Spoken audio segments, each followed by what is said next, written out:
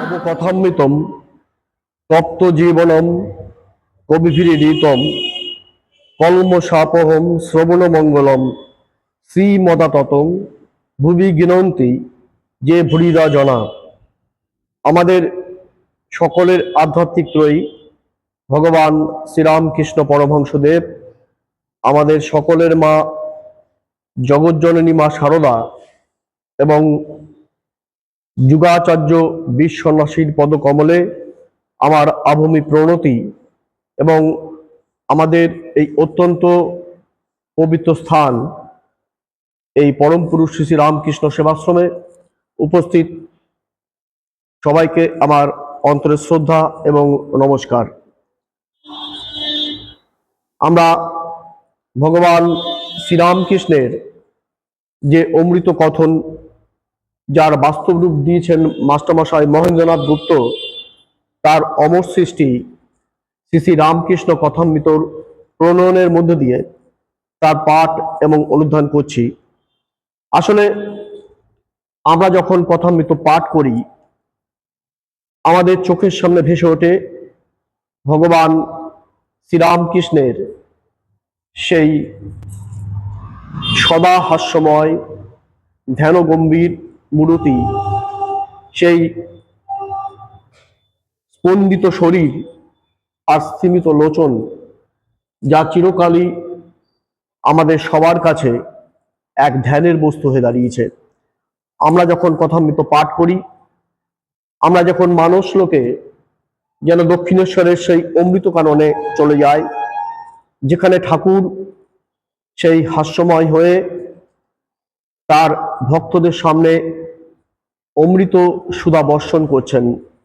তার ভক্তরা বসে রয়েছে এবং আমরাও যেন তার চিরকালীন ভক্ত হয়ে আছি।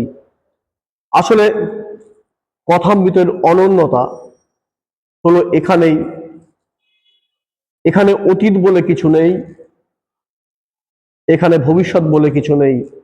ভগবান শ্রীরামকৃষ্ণ যেন চিরন্তন নিত্যভাবে বিরাজ করছেন। এটাই হচ্ছে কথামৃতের অনন্যতা।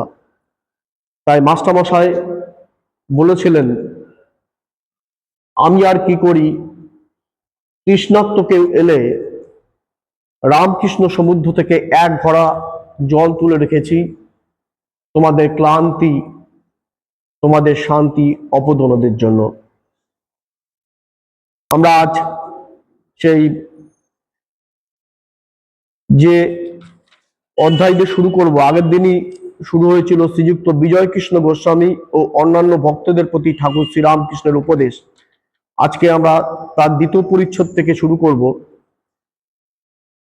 এবং আগের দিনে শেষ করেছিলাম সেখানে যেরকম ছিল যে ঠাকুর বলেছিলেন জন্মান্তরের কথা।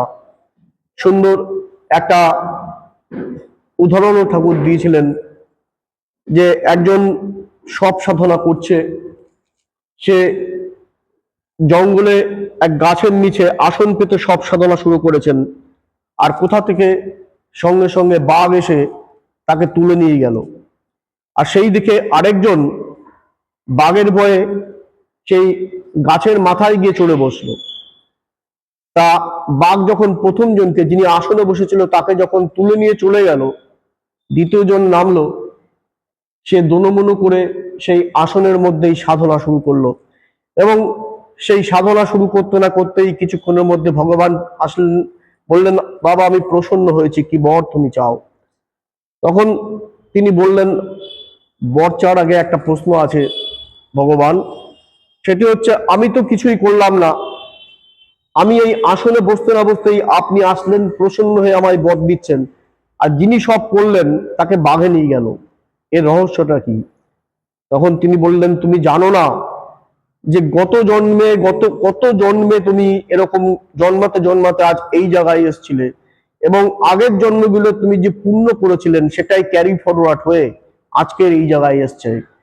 তাই তোমার একটুখানি বাকি ছিল, হয়ে গেল, তাই তুমি পূর্ণ হয়ে গেছো। এটাই হচ্ছে ব্যাপার। আসলে ঠাকুর এই কথার মধ্যে দিয়ে যে বার্তা দিতে চেয়েছিলেন, সেটা হচ্ছে এই সাধনা, এটা হচ্ছে নিরন্তর অভ্যাসের ব্যাপার। এই সাধনার মধ্য দিয়েই যদি আমাদের মনে কোনো কালিমা থাকে আগের জন্মের, সেটা আস্তে আস্তে ক্রমশ কমতে থাকবে এবং এই জন্মটাও আমাদের ক্রমশ পূর্ণতার পথে যাবে। এই নিয়ে আমরা আগের দিনকে একটু আলোচনা করেছিলাম, আজকে একটু সংক্ষেপে আসলাম। তা আজকে যে অধ্যায় দিয়ে শুরু হচ্ছে দ্বিতীয় পরিচ্ছেদ, সেখানে চিরাচরিত ভাবে মাস্টারমশাই যেরকম ভগবদ গীতার কোনো একটা শ্লোক দিয়ে শুরু করেন, এখানে 9 নম্বর অধ্যায় 33 নম্বর শ্লোকের অবতারণা করেছেন মাস্টারমশাই। তিনি বলেছেন সেই শ্লোকটি, অনিত্যম সুখং লোকমিম্মং প্রাপ্য ভজস্ব মাম। অনিত্যম সুখং লোকমিম্মং প্রাপ্য ভজস্ব মাম। অর্থাৎ অনিত্যম সুখং, যে সুখ চিরস্থায়ী নয়, যে সুখ অনিত্য, এই সুখ নিয়ে তুমি কি করবে? এই সুখ তো ক্ষণস্থায়ী। অর্থাৎ সেই নিত্য অনিত্যের বিচার, এই অনিত্য সুখে কি আমাদের অমৃতত্ব লাভ হবে? কিছুই তো লাভ হবে না, এতে তো কোনো আমাদের লাভ নেই। লোকমিম্মং প্রাপ্য ভজস্ব মাম। তাই ভগবান বলছেন লোকমিম্মং প্রাপ্য, এগুলি ত্যাগ করে তুমি রাজস্বী হয়ে ভজস্ব মাম, আমার আরাধনা করো, আমার ভজনা করো। ভজনা মানে সাধন ভজন করো, অর্থাৎ শরণাগত করো। শরণাগতি শরণাগতি শরণাগতি, শেষও করবো আমি তাই দিয়ে। এবার এটাকে মাথায় রেখে আমরা এগাবো। এটাই হচ্ছে কথামৃতের অনন্যতা। জাস্ট ভগবদ গীতার যে একটা অংশ শ্লোক তুলে দেন মাস্টারমশাই, এবং সেটাকে নিয়েই যেন সেই অধ্যায়টা ঘুরপাক খাচ্ছে। জীব, শ্রীরামকৃষ্ণ বলছেন, অতি পরিচিত, আমরা সবাই জানি, জীব 4 থাক বলেছে: বদ্ধ, মুমুক্ষ, মুক্ত, নিত্য। সংসার জালের স্বরূপ জীব যেন মাছ, ঈশ্বর যার মায়া এই সংসার তিনি জেলে। জেলের জালে যখন মাছ পড়ে, কতগুলো মাছ জাল ছিঁড়ে পালাবার অর্থাৎ মুক্ত হবার চেষ্টা করে। এদের মুমুক্ষ জীব বলা যায়। যারা পালাবার চেষ্টা করছেন সকলেই পালাতে পারে না। 2-4টে মাছ ঝপাং ধপাং শব্দ করে পালায়, তখন লোকেরা বলে ওই মাছটা বড়, পালিয়ে গেল। এই 2-4টে লোক মুক্ত জীব। কতকগুলি মাছ স্বভাবত এত সাবধান যে কখনো জালে পড়ে না। নারদাদি নিত্যজীবী কখনো সংসার জালে পড়ে না, কিন্তু অধিকাংশ মাছ জালে পড়ে।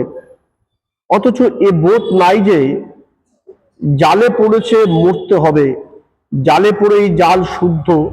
চোঁচো দৌড় মারে ও একেবারে পাকে গিয়ে শরীর লুকোবার চেষ্টা করে। পালাবার কোনো চেষ্টা নাই, বরং আরো পাকে গিয়ে পড়ে। এরাই বদ্ধজীব। জালে এরা রয়েছে, কিন্তু মনে করে হেতাই বেশ আছি। বদ্ধজীব সংসারে অর্থাৎ কামিনী কাঞ্চনে আসক্ত হয়ে আছে, কলঙ্ক সাগরে মগ্ন, কিন্তু মনে করে বেশ আছি। যারা মুমুক্ষু বা মুক্ত সংসার, তাদের পাতকোয়া বোধ হয়, ভালো লাগে না। তাই কেউ কেউ জ্ঞান লাভের পর, ভগবান লাভের পর শরীর ত্যাগ করে, কিন্তু সেরকম শরীর ত্যাগ অনেক দূরের কথা। বদ্ধজীবের, সংসারী জীবের অর্থাৎ কোনো মতে হুঁশ আর হয় না। এত দুঃখ, এত দাগা পায়, এত বিপদে পড়ে, তবুও চৈতন্য হয় না। উট কাটা ঘাস বড় ভালোবাসে, কিন্তু যত খায় মুখ দিয়ে রক্ত দরদর করে পড়ে, তবুও সেই কাটা ঘাসই খাবে, ছাড়বে না। সংসারী লোক এত শোক তাপ পায়, তবু কিছুদিনের পর যেমন তেমনি। স্ত্রী মরে গেল, কি অসতী হলো, তবু আবার বিয়ে করবে। ছেলে মরে গেল, কত শোক পেলে, কিছুদিন পরেই সব ভুলে গেল। সেই ছেলের মা যে শোকে অধীর হয়েছিল, আবার কিছুদিন পরে চুল বাঁধলো, গয়না পরলো। এরকম লোক মেয়ের বিয়েতে সর্বশান্ত হয়, আবার বছরে বছরে তাদের মেয়ে ছেলেও হয়, মোকদ্দমা করে, সর্বশান্ত হয়, আবার মোকদ্দমা করে। যে ছেলে হয়েছে তাদেরই খাওয়াতে পারে না, পড়াতে পারে না, ভালো ঘর রাখতে পারে না, আবার বছরে বছরে ছেলে হয়। ভগবান শ্রীরামকৃষ্ণ কি সুন্দর বলেছেন যে জীব চার প্রকার: বদ্ধ, মুমুক্ষু, মুক্ত এবং নিত্য। এই যে নিত্য জীব, যারা কিন্তু সংসারের মধ্যে কিছুতেই বদ্ধ হয় না। ভগবান শ্রীরামকৃষ্ণ যেরকম রামকৃষ্ণ পরিমণ্ডলে আমরা জানি 6জন ঈশ্বরপতি ছিলেন: নরেন্দ্রনাথ স্বামী বিবেকানন্দ, রাখাল মহারাজ স্বামী ব্রহ্মানন্দ, 29 তারিখ জন্মদিন গেল, একটা জায়গায় বলতে হয়েছিলেন স্বামী প্রেমানন্দ, বাবুরাম মহারাজ, যোগিন স্বামী যোগীন্দ্র, নিরঞ্জন স্বামী নিরঞ্জনানন্দ। এই 5জন ত্যাগী সন্ন্যাসী ছবি আছে। আর আরেকজন গৃহী ছিলেন পূর্ণচন্দ্র ঘোষ। এই 6জন হচ্ছে ঈশ্বর কোটি। অর্থাৎ ঠাকুর তাদের বলেছিলেন যে 7 তলার বাড়ি চাবি হাতে, তাদের হাতে। তারা যে কোনো সময় 7 তলা অর্থাৎ সপ্তভূমি, অর্থাৎ 7টা যে চক্র আছে, সেই মূলাধার চক্র, স্বাধিষ্ঠান চক্র, হৃদয় অনাহুত চক্র, হৃদয় চক্র, আজ্ঞা চক্র, এরকম যে চক্রগুলো আছে, 7টা চক্র আছে, সপ্তভূমি। এই 7টা চক্রের যে কোনো সময় যে কোনো জায়গায় তারা যেতে পারে। কিন্তু যারা জীব কোটি তারা তা পারে না। তাদের ঠাকুর বলেছিলেন সাধারণ কর্মচারী। যারা ঈশ্বর কোটি তারা সপ্তভূমির একদম উপরে উঠতে পারে, সমাধি থেকে আবার তারা নিচে আসতে পারেন যে কোনো সময়। কেন পারেন? আমাদের জন্য। তারা ভক্ত, ভক্তি নিয়ে থাকেন। তারা জীবের কল্যাণের জন্য বারবার ফিরে আসেন। তারা হলেন সেই নারদাদি। যেমন বাবুরাম মহারাজ 29 তারিখ তার শুভ আবির্ভাব তিথি গেলেন। ঠাকুর সুন্দর উদাহরণ দিয়েছেন যে জেলে জাল ফেলেছে। যেমন একটা গানই আছে না, জগৎ জুড়ে জাল ফেলেছে শ্যামা মা, তুই জেলের মেয়ে। শ্যামা মা জগৎ জুড়ে তার মোহময়ী মায়া, যেন মায়ার জাল ফেলেছে। ঠিক ভগবান জাল ফেলেছে, সেরকম জেলে জাল ফেলছে। জেলে হচ্ছে এখানে ঈশ্বর। এবার সেই জালের মধ্যে কিছু মাছ কখনোই জালে তাকে অ্যারেস্ট করতে পারে না, ক্যাপচার করতে পারে না, ধরতে পারে না। তারা হচ্ছে নিত্যজীব। আর যাদের ধরছে 3টে ক্যাটাগরি পড়ে রইল। একজন বাদ চলে গেল, নিত্যজীব। আর যে 3জন পড়ে রইল, 3জনের মধ্যে এক ধরনের যারা, তারা জালে পড়বে, পড়ার পরে ঝপাং ঝপাং করে পালাবে, তখন বলে এই পালালো পালালো। তারা হচ্ছে মুক্তজীব। কিছু আছে মানুষ আমাদের মতো সংসারে। আর রইল দুটো, আরেক থাক রইল, তারা জালে জড়িয়ে পড়েছে, জীবন যন্ত্রণায় কাতর পীড়িত, তারা বেড়াতে চাচ্ছে কিন্তু বেড়াতে পারছে না। তারা হচ্ছে মুমুক্ষু জীব। আর পড়ে রইল বদ্ধ জীব, আমাদের মতো। আমরা ভাবি এই তো বেশ ভালো আছি, সুখে আছি, আনন্দে হা হু করছি, আবার দুঃখে কাতর হয়ে পড়ছি। নাতি পুতি, ছেলে মেয়ে, বাবা মা, বন্ধু বান্ধব নিয়ে খুব আনন্দে সুখে আছি। সেই বিদ্যাপতির সেই কবিতা, তা তোল সৈকত বাড়ি বিন্দু সম, সুতমিত রমণী সমাজে, তোহে বিশরী তাহে সমরকুলু, অবমজু হব কোন কাজে। তা তোল সৈকত বাড়ি বিন্দু সম, অর্থাৎ যে সমুদ্রের পাড়ে অথবা যে বালি সূর্যের তাপে গরম হয়ে গেছে, সেই বালির মধ্যে যদি কয়েক ফোঁটা বৃষ্টির জল পড়ে, নিমেষের মধ্যে শুষে নেবে। তাই নিয়ে ভালো আছি, সুতমিত রমণী সমাজে, বন্ধু বান্ধব, বউ বাচ্চা নিয়ে আমরা সুখেই আছি। তার ফলে কি হয়েছে, তোহে বিশরী ভগবানকে ভুলে, তোহে বিশরী ভগবানকে ভুলে তাহে দিল মন, মানে ওই আনন্দ উৎসবে মন দিয়েছি, তাহলে তার পরিণাম কি, অবমজু হব কোন কাজে, আমার ভগবান এখন আমার কি কাজ, আমি কোন কাজে লাগবো। সবাই ভাবছি বৃদ্ধ হয়ে গেলে ভগবানের মন্দিরে আসবো, তা তো না। ঠাকুর শুরুতেই বলেছেন তুমি এক হাতে কর্ম করবে, এক হাতে ধর্ম করবে। আস্তে আস্তে সময় যখন হবে, কর্ম যখন করবে, তখন দুই হাতেই ধর্মকে চেপে ধরবে। হঠাৎ করে ভাবলে কিন্তু ধর্মকে চেপে রাখা যায় না। এরকম সুন্দর উদাহরণ আর কি, ওই যারা বদ্ধজীব, আরেকটা সুন্দর উদাহরণ বলছেন ঠাকুর, যে মরুভূমিতে যে উট, সেই উট কাঁটা চিবাচ্ছে, কাঁটা চিবাতে চিবাতে জিভ কেটে গেছে, রক্ত ঝরছে নোনতা নোনতা, সেই রক্তের সাথেই ঝরছে জল খাচ্ছে, সেটি বুঝছে না। আমরাও সেরকম খালি জাবর কেটে চলেছি, জীবন যন্ত্রণার জাবর কেটে চলেছি। তাই ঠাকুর সলিউশন দিয়েছিলেন, মানে আমরা সবাই কি, অধিকাংশ হয়তো আমরা না, যে প্রমুখ মোহনম আর বিমুখ মোহনম, একদল আছে তারা বিমুখ মোহনম, ওই দিকে মন না করে সবই আসক্তির সমুদ্রে ডুবে আছে।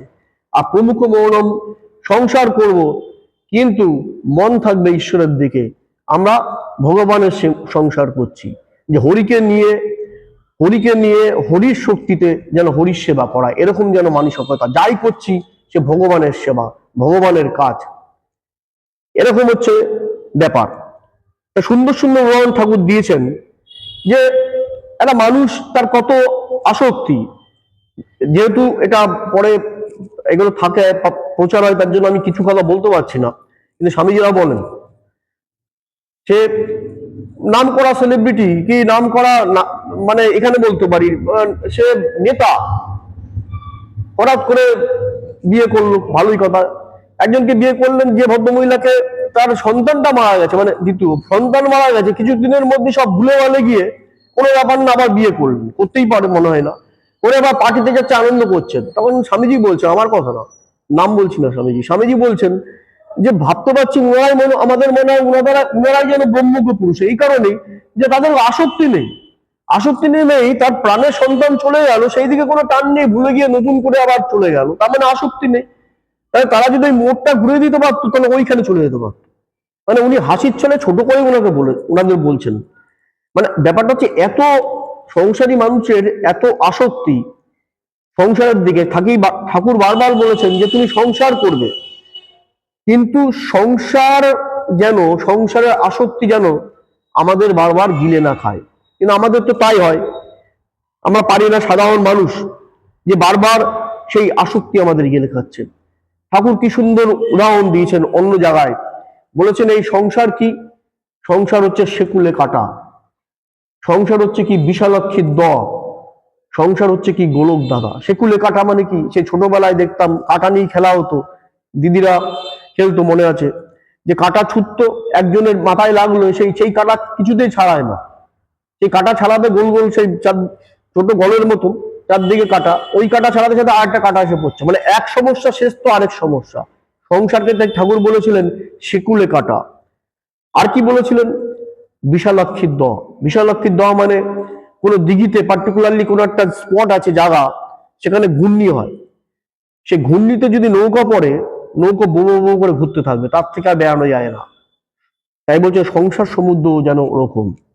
আর ঠাকুর আরেক জায়গায় বলেছেন যে গোলক ধাঁধা, যে কোথায় শেষ আর কোথায় শুরু, কোথা দিয়ে ঢুকবো কোথা দিয়ে বেরাবো, তার কোনো যেন শুরু আর শেষ নেই। কোনো সময় তিনি বলেছেন টোকার টাটি, মানে কি ধোকা খেতে আমাদের খুব ভালো লাগে, কিন্তু ধোকার কোনো পুষ্টিগুণ নেই। আসলে বদ্ধ জীব তারা সবাই সংসারকে এনজয় করতে আসে, কিন্তু আলটিমেটলি দিনের শেষে যখন ব্যালেন্স শিট মেলানোর পালা পড়ে, তখন সংসারকে এনজয় করতে গিয়ে কেউ আর জয় করতে পারে না, এই হচ্ছে বিষয়টা।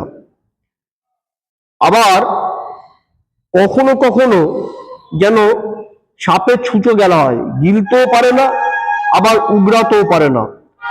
বদ্ধজীব হয়তো বুঝেছে যে সংসারে কিছুই সার নাই, আমরা আর কেবল আঁটি আর চামড়া, তবু ছাড়তে পারে না, তবুও ঈশ্বরের দিকে মন দিতে পারে না। ঠিক তাই, যে সংসার মানে ছুঁচো গিলেছে, মানে সংসারে যখন ঢুকেছি সংসার তো করতেই হবে। পরে ঠাকুর কিন্তু কখনো বলেননি সংসার না করতে, এটা আমরা সবাই জানি। ঠাকুর বলেন সংসারীদের নিয়েই ঠাকুর কথা বলেছেন, কিন্তু তাদের জন্য ঠাকুর ফর্মুলা দিয়েছেন, সেটা একদম শেষ করবো তাই দিয়ে। বলছে সংসারে কিছুই সার নাই, আমরাতে কেবল আঁটি আর চামড়া, তবু ছাড়তে পারে না, তবুও ঈশ্বরের দিকে মন দিতে পারে না। কেশব সেনের একজন আত্মীয় 50 বছর বয়স দেখি তাস খেলছে, যেন ঈশ্বরের নাম করবার সময় হয় নাই। যেমন আমরা এখন মোবাইল নিয়ে বসে থাকি। বদ্ধজীবের আরেকটি লক্ষণ, তাকে যদি সংসার থেকে সরিয়ে ভালো জায়গায় রাখা যায় তাহলে হেদিয়ে হেদিয়ে মারা যাবে।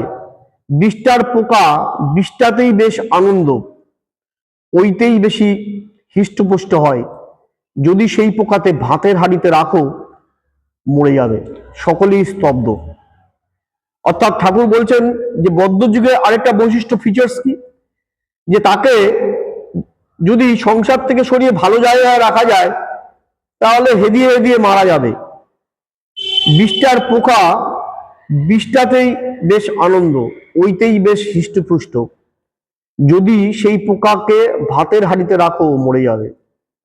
ঠাকুর অন্য জায়গায় ঠিক এরকমই আরেকটা উদাহরণ দিয়েছেন। সেই উদাহরণটাও খুব সুন্দর, সেটা আমরা সবাই জানি, বললেই মনে পড়ে যাবে। সেটা হচ্ছে এক মেছুনির গল্প, যিনি মাছ বিক্রি করে। তার কাজ হচ্ছে, পেশা হচ্ছে মাছ বিক্রি করা। একদিন তার মাছ বিক্রি করে যখন বাড়ি ফিরছে মাছের চুপড়ি নিয়ে, তার বাড়ি ফিরতে ফিরতে অনেক দেরি হয়ে গেছে। কি করবে তিনি তখন তার যে বন্ধু তিনি আর ফুল বিক্রি করে, ফুল আনবে। সেই রাতের বেলা তার বাড়িতেই কাটাবে বলে ঠিক করলেন। রাতের বেলা তার বাড়িতে তার বন্ধু সে তাকে আলাদা ঘরে, সুন্দর ঘরের ব্যবস্থা, আলাদা ঘরে শোয়ার ব্যবস্থা করে দিল সে মেছুনি মাসিকে। এবার যে ঘরে শুতে দিয়েছে, আর মেছুনির যে মাছের যে ঝুড়িটা সেই ঝুড়িটা ন্যাচারালি বাইরে রাখা আছে। এবার মেছুনি মাসি ঘুমাচ্ছেন, সারা রাত আর ঘুম হয় না। কেন ঘুম হয় না? কেন? ওই যে যিনি ফুল বিক্রি করেন তার যে ফুলের প্রসারগুলো সেই ঘরে আছে, তা ফুলের যে সুবাস সুগন্ধ তার ভালো লাগছে না। কে আর কি করে, রাতের বেলা উঠে পড়েছে, উঠে বাইরে বেরিয়েছে। বাইরে বেরিয়ে তখন দেখছে তার ওই ঝুড়িটা বাইরে রাখা আছে। সেই ঝুড়িটা আবার ঘরে তুলে নিয়ে এসছে তার মাথার কাছে। সমস্যা হচ্ছে ঝুড়িতে তো মাছটা বিক্রি হয়ে গেছে, সবকিছু শুকনো হয়ে গেছে, সব আঁশটে গন্ধ ভালো পাচ্ছে না। সে তখন কি করলো, একটু জল ছিটিয়ে দিল। জল ছিটিয়ে যে আঁশটে গন্ধ পেয়ে গেল, ব্যাস এবার ভুর করে ঘুমানো শুরু করে দিল। তাই ঠাকুরও সুন্দরখানে দিয়েছে, যদি পোকাতে ভাতের হাঁড়িতে রাখো মরে যাবে, বিষ্ঠার পোকা বিষ্ঠাতেই বেশ আনন্দ। অর্থাৎ তাদের ওই মেছুনি যে তার আষ্টে গন্ধি ভাল লাগছে, তার ওই সুন্দর যে ফুলের সুবাস তার আর ভাল লাগছে না। তার ওই বদ্ধজীবের যে চরিত্র তার বাইরে থেকে সে কিছুতেই সে বেড়াতে পারছে না। তাই ভগবান শ্রীরামকৃষ্ণ তিনি কি আমাদের তার মানে কি বলছেন সংসার না করতেন? তিনি যখন এসছে বেশি করে সংসার করতে বলেছেন। তিনি যেমন এসছেন এক্স্যাক্টলি, তিনি যেমন এসছিলেন, সেই তার আমাদের দুপাশে যে ঠাকুরের 16 জন ত্যাগী সন্ন্যাসী শিষ্য আছেন, সন্তান আছে, তাদের জন্য, তেমনি হাজার হাজার লাখ লাখ কোটি কোটি আমাদের মতো সংসারী ভক্তদের উদ্ধার করতে। কিন্তু ঠাকুর বলেছিলেন কিভাবে সংসার করবেন। তিনি প্রথম দিনকেই দ্বিতীয় দর্শনেই মাস্টার মশাইকে 4টি ফর্মুলা দিয়েছিলেন। সে 4টি ফর্মুলা কি? প্রথম বলেছিলেন তুমি সংসার করবে বড় লোকের বাড়ির তার মন পড়ে রয়েছে কোথায়? তার দেশে, যেখানে তার নিজের সন্তান পড়ে রয়েছে। যে বাচ্চাকে তুমি মানুষ করছো, মনে করবে সে আমার গোপাল, আমার নেপাল, কিন্তু আসল গোপাল নেপাল পড়ে রয়েছে তোমার দেশে, সেই অজপাড়াগায়। অর্থাৎ তুমি আসক্তি তোমার থাকলে চলবে না। দ্বিতীয় যেটা বলেছিলেন, যে তুমি সদা সদা সৎ বিচার করবে, সদা সৎ বিচার করবে, অর্থাৎ কোনটা নিত্য কোনটা অনিত্য, কোনটা তোমার সাথে থাকবে কোনটা তোমার সাথে থাকবে না। তৃতীয় তিনি একটা ফর্মুলা দিয়েছিলেন, সেটা বলেছিলেন সর্বদা ঈশ্বরের নাম গুণগান করবে। আর একটা বলেছিলেন জপ করবে মনে মনে আর কোণে। আসলে এই যে ঠাকুর যে কথাগুলো বলেছিলেন, স্বামীজিকে বলা হয় ঠাকুর যদি উৎস হয়, স্বামীজি হলেন তার ভাষ্য। তাই স্বামীজি সিস্টার নিবেদিতাকে বলেছিলেন, he did not know how wonder he was, he lived a wonderful life but left for me to interpret him। তিনি একটা অসাধারণ জীবনশৈলী রেখে গেছিলেন সবার জন্য, কিন্তু তার জীবনটা রেখে গেছিলেন তাকে ব্যাখ্যা করবার জন্য। তাই স্বামীজি নিজে বলেছেন ঠাকুরের ব্যাখ্যাকার তিনি, তিনি নিজে ভগিনীদিতাকে বলেছিলেন ঠিক এই ল্যাঙ্গুয়েজটা ছিল। কেরম ব্যাখ্যাকার? ঠাকুর প্রথম দিনকে দ্বিতীয় দর্শনে মাস্টারমশাইকে যে বললেন চারটি কথা, যে আসক্তি থাকবে না, শুধু কাজ করবে, স্বামীজি সেটা বললেন কর্মযোগ। ঠাকুর বলেছিলেন সদা সৎ বিচার বিবেচনা করবেন, অর্থাৎ জ্ঞান যোগ। ঠাকুর বলেছিলেন মাস্টার মশাইকে যে সর্বদা ঈশ্বরের নাম গুণগান করবেন, অর্থাৎ ভক্তি যোগ। আর শেষে বলেছিলেন যে ধ্যান করবে বনে মনে কোণে, অর্থাৎ রাজযোগ বলেছিলেন প্রথমে, আর তার ব্যাখ্যা দিলেন স্বামীজি। ঠাকুর বলেছিলেন সংসার তুমি করবে, সংসার যেন তোমাকে কখনো গিলে না খায়, তুমি সংসার করবে। ঠাকুর বলেছিলেন একটা উদাহরণ, যে আমরা যেন সংসারী মানুষ, সেই জাতার মধ্যে যেমন ডাল থাকে, ডাল জাতায় পিষানো হয়, পিষিয়ে জাতা থেকে ডালের একটা যে নির্যাস বের করা হয়, কিন্তু তার মধ্যে যে কটা ডাল ওই যে দণ্ডটা আছে, যে কাঠিটা আছে তার মধ্যে থাকে, তাদের কিন্তু পিষানো যায় না। ঠাকুর বলছেন তোমরা সংসার জাতায় আছো ঠিক কথা, তোমরা সেই দণ্ডটা ধরে থাকবে, সেই দণ্ডটাই হচ্ছে ভগবান, সেই দণ্ডটাই হচ্ছে আমাদের ভগবান শ্রীরামকৃষ্ণ পরমহংসদেব, অর্থাৎ তার শরণাগতি নাও। তাই শরণাগতি শরণাগতি শরণাগতি, ওই যে চ্যাপ্টারের শুরুতেই যে ছিল না, প্রাপ্য ভজস্ব মাম, তাই আমারই আরাধনা করো। আমার মানে ঠাকুর তার নিজের আরাধনা বলছেন না, বলছেন পরমেশ্বরের আরাধনা করো। ঠাকুরমা স্বামীজিকে প্রণাম এবং আপনাদের সবাইকে আমার নমস্কার।